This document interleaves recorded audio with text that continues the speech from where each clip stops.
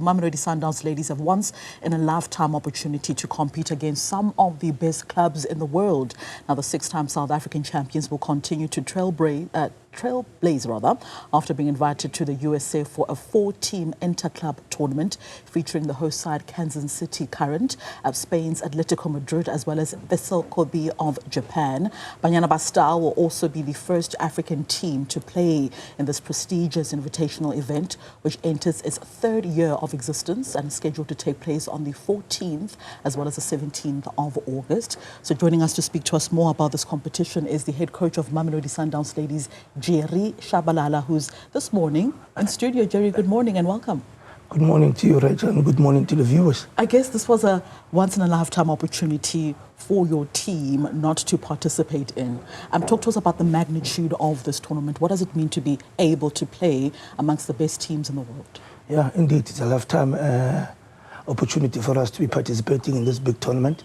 You know, we've been longing for this kind of opportunity, and eventually it came through. You know, when we kept on playing this CAF Champions League, we kept on saying, is it possible that one day we could have Club World Cup? Yeah. Before we could even have a Club World Cup, look, we are invited into years to come and compete against one of the best clubs in the world, and it's a great opportunity for us as a team to go out there and showcase our talent.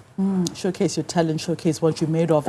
Also sort of remind the world as well as to why you guys are CAF Champions League winners for a second year as well. But I wonder though, it's a 2-day tournament. You guys play 2 matches as well.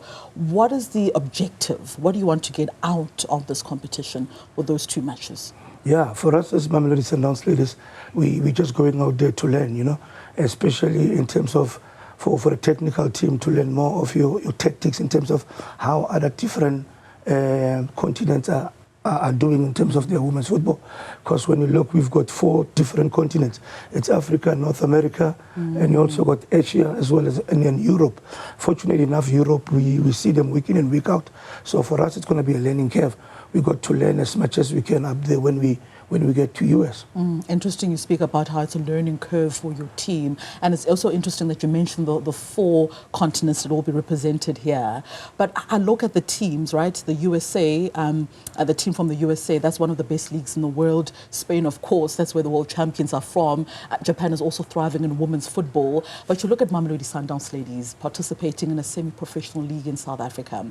I wonder though if there's an element of intimidation. I don't want to say that word, but do you think that you might be intimidated by the stature of the teams that you guys will be facing in this 2-day competition? Yeah, look, Rachel, one thing I like about football, it's 11v11 in the field of play. You know, as much as other teams are coming from well-advanced continents, the likes of your Europe and your Asia, but like I alluded earlier on, it's 11v11, so we don't want our players to feel intimidated and all that, because they understand the assignment, you know. We're not only carrying the hopes of the South African girls, but we're carrying the hopes of the entire Africa to go out there and showcase that there's talent in Africa, not only in South Africa. Remember, Mamelodi Sundowns will be representing Africa. So for sure, we want to go out there and show the people that there's talent in Africa.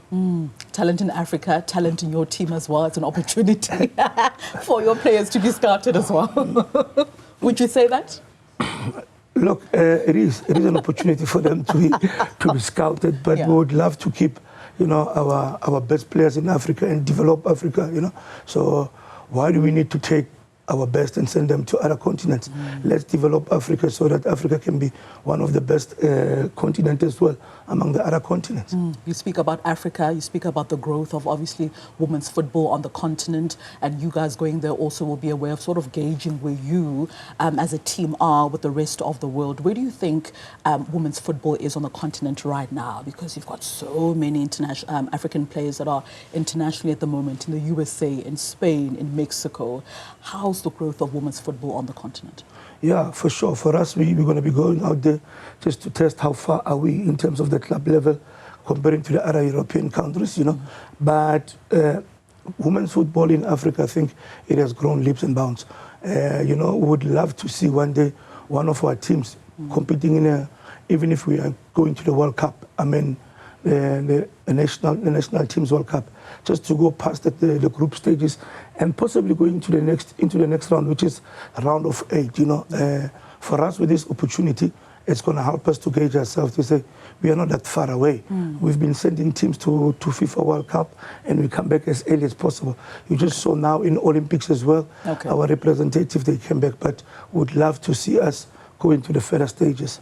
Coach Jerry Tshabalala, thank you so much for your time this morning on the Weekend Report. All the best of luck with that trip, obviously, to the USA. The team is traveling next week, a Friday. They'll be facing off with 2 teams in this competition in the hopes of course, of possibly just making a big upset, maybe in the USA.